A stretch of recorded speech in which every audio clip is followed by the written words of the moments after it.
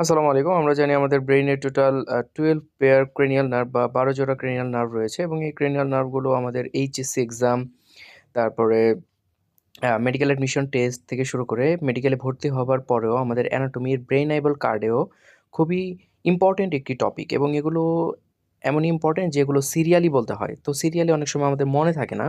তো আজকে আপনাদেরকে একটি ছন্দের মাধ্যমে মনে রাখার চেষ্টা করাবো। সেটি হচ্ছে যে আমি ছন্দটা দেখতে পাচ্ছি যে এখানে আছে যে O3 T2 আফাজ ভাই স্কাই হাই। তো O3 বলতে হচ্ছে ৩টা ও। ফার্স্ট ও দিয়ে হচ্ছে অলফ্যাক্টরি, সেকেন্ড হচ্ছে অপটিক অ্যান্ড থার্ড হচ্ছে অক্লোমোটর। তারপর হচ্ছে T2, T2 দিয়ে হচ্ছে ফার্স্ট টি দিয়ে হচ্ছে ট্রক্লিয়ার অ্যান্ড থার্ড হচ্ছে ট্রাইজেমিনাল নার্ভ। তারপর আফাজ, আফাজের এ দিয়ে হচ্ছে অ্যাবডুসেন্স, এফ দিয়ে হচ্ছে ফেসিয়াল নার্ভ, এ দিয়ে হচ্ছে অডিটরি অ্যান্ড জি দিয়ে হচ্ছে গ্লসোফ্যারেঞ্জিয়াল নার্ভ। এখানে আরেকটা কথা বলে রাখি, অডিটরি বা এই যে 8 ক্রেনিয়াল নার্ভ, এই অডিটরি আরেকটা নাম হচ্ছে ভেস্টিবুলোকক্লিয়ার নার্ভ বা অকিউস্টিক নার্ভ।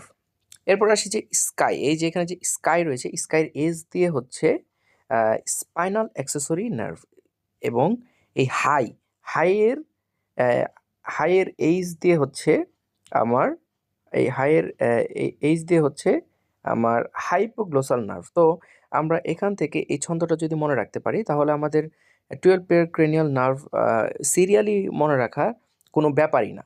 ধন্যবাদ।